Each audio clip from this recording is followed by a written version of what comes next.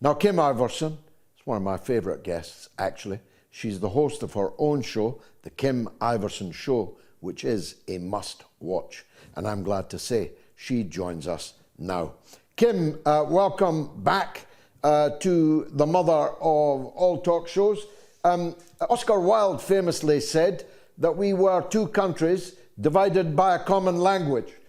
We appear to be in a situation now where the United States elite is seeking to take over British politics. Perhaps we won't be two countries divided by a common language for much longer.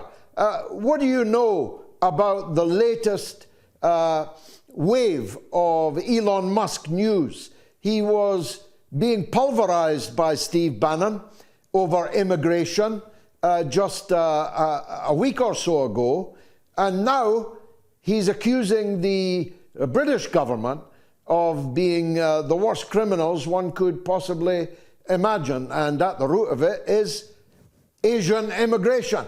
Go figure. Yeah, he's certainly setting up X to be banned in the UK, isn't he? I mean, that's what it's looking like. It's going to be considered foreign meddling. And I would imagine that the governments throughout Europe are going to say, hey, wait a minute, we don't want a billionaire who controls an app, make sure that everybody on the app can see his tweets in particular. Of course, he amplifies his own. And there's a possibility that a lot of governments throughout Europe are going to say, we don't want this type of interference. This is election meddling, and we've got to ban X in our countries. So, which would be a terrible thing. It would be, I'm totally against censorship. I don't think that these apps should be banned, but I understand. But I think it goes both ways, I suppose. If you're a government that's going to ban a bunch of Russian shows and channels, and you say that it's because of election interference or misinformation, then why wouldn't Elon Musk and X be next in line for that? Especially when he's saying things like what he just tweeted out, Starmer must go. He's a national embarrassment. And he's been saying these types of things over the last couple of days. He's an American citizen. He's not a British citizen. So why is he so aggressively going after Starmer? Why is he so aggressively trying to change UK politics? I don't know. I mean, it seems like he just wants X to be banned, I suppose. I'm entirely opposed to banning any of these platforms. I'm totally opposed to the banning of Elon Musk. He is, of course, a member of a foreign government, not just an American citizen. He's about to be a member of Donald Trump's government. And in every picture that I see now, including with Meloni in Mar-a-Lago today, Musk is alongside Donald Trump. So these are unfriendly acts against the state of Britain, not just the deeply unpopular Prime Minister, don't you think? Yeah, I mean, completely. I don't know I don't know a lot about how your political system works over there, but he is calling for new elections. And one question that I've had is, can you even do that? Is that something that you're able to do in UK politics? Is he calling for something that has never been done before, or is he calling for a political procedure that can be done? And the fact that he's using and amplifying his voice in order to get people motivated towards that, I mean, that should be, I mean, again, I'm with you. I don't like the banning of any of these entities or platforms, but they are banning them. And Musk, just from a business strategy perspective, I would imagine everybody at X on the board should be saying, shut up. I mean, you're going to get us banned all throughout Europe. Somebody needs to take his phone away. Now, Kim, it's only a few days until the return of the Orange Man. How are people feeling about it stateside? Is there a bit of excitement? I mean, I'm quite excited about it myself. Even though it might be worse, at least it will be different. Yeah, I think, it's been interesting to see. We're not seeing the hysteria that we saw in 2016, nor the hysteria of 2020 when people thought Trump would return or stay in the White House. So it just seems like people that voted against him, that were not pro-Trump, they've just kind of said, oh, well, I mean, so the good news is we're not seeing that sort of hysteria. We're not seeing people freak out. They're just saying, oh, well, it is what it is. I think that for the Trumpers, it's a mixed feeling. So there are, of course, those who are diehards who are always going to be excited. But there's a lot of people who voted for Donald Trump. Like the state where I'm in California, he gained, surprisingly, back in 2016, he got about 30% of the vote in California. In 2020, it went up to about 35%. This time around, he got about 40%. And that was after a lot of conservatives left the state for places like Florida, Texas, and Idaho. So we had a mass, I don't know, what's the proper term? It's not immigration, but exodus, I suppose, of a bunch of conservatives. Relocation. And yet he still got 40%. Yeah, and he still got 40% in the state of California. That's a lot of people that were not major Trump supporters, but they definitely wanted something different. And I think amongst that crowd, they're kind of thinking, I don't know, we'll see. Now that he's gotten a lot of Adelson money and he's super pro-Israel, we also see that Elon Musk was the largest donor this political cycle, donating over $250 million to the Trump campaign. And we see now the effect that he's having, that when you spend that much money on helping elect somebody really in the home stretch of the election, you get a seat at the table, a pretty prominent seat. I mean, he's taking a much more prominent seat than even J.D. Vance at this point, and he seems to be more influential than even the vice president-elect. So I think a lot of people are skeptical. They're wondering what is, when the Democrats start calling Elon Musk President Musk, and they're saying it sort of like, oh, President Musk, I think a lot of people are actually kind of wondering, even if they're not Democrats and saying things like that, they're still kind of wondering what sort of influence is Musk going to have on the administration. And we didn't vote for Musk. We voted for Donald Trump. That's who we elected. Yeah, I mean, Musk couldn't run as he's not an American citizen. But I reckon that juxtaposition, I didn't know it was as much as that he had given. But the juxtaposition of having given that, being at the table, at the right hand, rather than Vance, rather than Donald Trump Jr., and owning Twitter, that makes Elon Musk pretty much the most powerful man in the world. Who will really be running things? The aging Donald Trump or the thrusting Mr. Musk? Yeah, I think that the H-1B visa conversation brought that out. Trump was adamantly against the H-1B visa program here in the United States in 2016. He limited it. There were fewer that were issued. Now suddenly Elon Musk says, wait a minute, we want all of these immigrants coming in. And Trump now says, yeah, it's a great program. We want these people. So clearly Elon has a lot of power there. And that is causing people some real alarm, especially now that Elon Musk is talking about censorship. He's framing it in we're going to promote positive content and de-promote negative content. Who gets to decide what's positive and negative? He's going to decide, because he's become so staunchly pro-Israel ever since his pilgrimage to Israel after they threatened to basically remove all the advertising from X and collapse the entity he purchased for billions of dollars. He suddenly is staunchly pro-Israel. So is he going to say pro-Israel content is positive, anti-Israel content is negative, pro-H-1B visa is positive, and anti is negative? I mean, who gets to decide what is positive content, what is negative content? And that is, people voted Donald Trump in because of censorship that was going on with Democrats. They don't want the censorship, and now Elon Musk is framing it in a new way. So I think people are getting a lot of what they were. The MAGA America First crowd are not getting what they voted for, what they've supported Donald Trump with, the reasons they've supported Trump. Now instead they're getting this sort of interloper, this newcomer who suddenly woke up and decided he was pro Donald Trump in September, October, it was after the assassination attempt. So it was after July. Suddenly this interloper comes in and says MAGA. And he's not really MAGA at all. So that is, I think, causing a lot of the MAGA crowd to spin in circles. It's going to be very divisive. We're going to see the MAGA crowd split up. And then others are saying, well, maybe that's what Musk was trying to do. Maybe he's a plant and a project to dismantle the MAGA movement.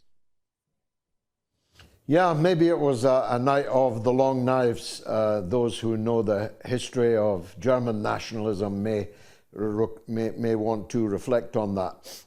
The big news on New Year's Day that we, in this side of the pond, woke up to was the twin terrorist events in New Orleans and in Las Vegas. Although they don't seem to have been connected, or at least that's what the FBI says, it's pretty much of a stretch that two soldiers from the same camp, formerly Fort Bragg, now Camp Liberty, rented cars from the same company, 2,000 miles apart, and in one case blew themselves up, and in the other case murdered at least 15 people with serious injury to scores of people. One of them quite a prominent British citizen, connected to Buckingham Palace, connected to the royal family. It was mass murder.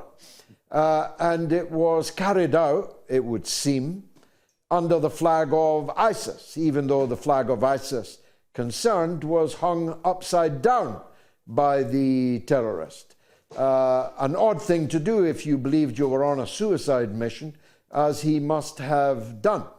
And in the case of the Las Vegas event, a serving sergeant in the US Special Forces rents a Tesla Cybertruck and blows himself up outside a Trump hotel. What can you tell us about that, Kim? Well, these events certainly don't make sense. I think it's also maybe they are connected. They're trying to claim that they're not connected because they're so fervently trying to paint the New Orleans terrorist attack as an ISIS attack. There are some real inconsistencies with that one. For one, we've never seen any images or videos of the ISIS flag flying during the attack or before the attack. There was no flag, or there was something else on the pole, but in the videos of the truck driving really fast, we're not seeing an ISIS flag. There's no imagery of this. They then told us there was an ISIS flag. They show us a picture of the truck with the pole, what looks like not a flag actually on the pole, but it actually looks like a jacket hanging on the pole. And then suddenly there's these photos that emerge of the upside down ISIS flag attached to the pole on the ground, and law enforcement's taking photographs of this. Another thing that's really strange about that case, the thing that stood out to me the most that makes this smell staged completely, is they allowed a journalist, a very pro-Israel, extreme Zionist journalist, the very day or two after, go into the perpetrator's home, apparently, and do a tour. I have never seen anything like this ever in my life. I've never seen a journalist get to do a walkthrough, contaminating evidence, showing the perpetrator's home. We don't get even manifestos for weeks later. We don't get a lot of information for weeks later, months later, if ever we get this sort of information. But suddenly, a journalist who happens to be extremely pro-Israel, extreme Zionist, gets to do a walkthrough of the guy's apartment where she gets to point out his Quran and his prayer rug and all of these other Islam artifacts that were inside of his place, kind of showing, see, this guy was an extremist. He was an Islamic extremist, and that's who did this. That just smells so completely staged. The Israelis obviously want Americans to hate Middle Easterners so that we just continue waging war over there on their behalf. So that one seems really staged. The second one in Vegas is kind of an anomaly. I mean, you've got this active duty Green Beret who's been special forces for 18 years, a decorated soldier. And he's talking about, then there's these leaked emails of him being a whistleblower about anti-gravity machine, like UFOs or aircrafts. And there's a lot of stuff that's just not adding up. But it seems to me like the two events would be somewhat connected. I mean, as you mentioned, Fort Bragg is known, it's synonymous for psyops here in the United States. It is the home of the psyop operations. They started it in the 50s, where they wanted to consolidate all of their psyop, their research, their all of their missions, everything comes out of Fort Bragg. And it also happens to be where Special Forces is trained for the Army. So all the Green Berets are out of Fort Bragg as well. And you've got both guys connected to Fort Bragg. You also have Ryan Ruth, the guy who tried to assassinate Donald Trump the second time, who was hiding in the bushes at the golf course. Also very connected to Fort Bragg, had been to Fort Bragg 147 times in 4 years, and he was never active duty. He was never in the military at all. So what was he doing at Fort Bragg? So there's a lot of stuff that isn't adding up. And I think there's a lot of, like what we saw after the first Trump assassination attempt, they tried to say Iran did it. If you remember that, Iran was behind. Iran somehow got this kid, and Iran was the one that was trying to stage all of these assassination attempts. Clearly these events, there's something extremely suspicious going on. It smells like a psyop on the American people. It really does, where they then take these events and then try to connect them to an enemy, Iran or ISIS. And then they're trying to say ISIS is Palestine, even though Palestinians fight ISIS, Hamas fights ISIS. But average people don't know that. They don't know the differences. So they just use all of this stuff. And it just seems like these are all operations to get us to continue staying in war, especially when the guy outside of the Trump Tower was a Trump supporter and an Elon Musk supporter. Why would he blow up a Tesla in front of Trump Tower? And then I just think maybe something went wrong there, but they were hoping to maybe use that also and stage it towards something in order to keep Trump and the MAGA crowd, the America First crowd, rabid about staying in war and funding war that the military industrial complex and Israel wants us to stay in. I mean, that's what it feels like. From the gut, that's what it feels like. I felt myself that Trump was the target of both of these events, one of them against his own property, but the other definitely targeted at his ascent back into office to toxify the atmosphere, to force him down certain roads. But he doesn't seem to see it that way, at least publicly. He seems to have bought the FBI narrative. I mean, anyone that emanates out of the psyops central at Fort Bragg, and anyone who's trying to keep the United States in Syria, in its military bases there, which are currently being reinforced, seems to me they're aimed at Trump or aimed at putting Trump behind the 8 ball. What do you think? Yeah, I mean, I would not be surprised if in a couple of weeks we find out that the guy that blew himself up outside of Trump Tower was paid by Russians. I mean, that's what they're gonna come out with, that story somehow connected to the Russians, and see what the Russians were trying to do to you, Trump. They tried to kill you. See Elon Musk. So we've got to stay in Ukraine. We got to keep funding it. We got to send billions of dollars. I mean, it would not surprise me whatsoever if that narrative comes out. So all of this I do think is aimed at the anti-war sentiment that Trump ran on, that MAGA supports, that people who are America First want the United States to start focusing on the American people. And I think that all of these assassination attempts and attacks, it feels like they're all aimed at keeping Trump in line with that and trying to gaslight the American people into suddenly saying, never mind this whole anti-war stuff. War, we need more war. We're under attack. We need war.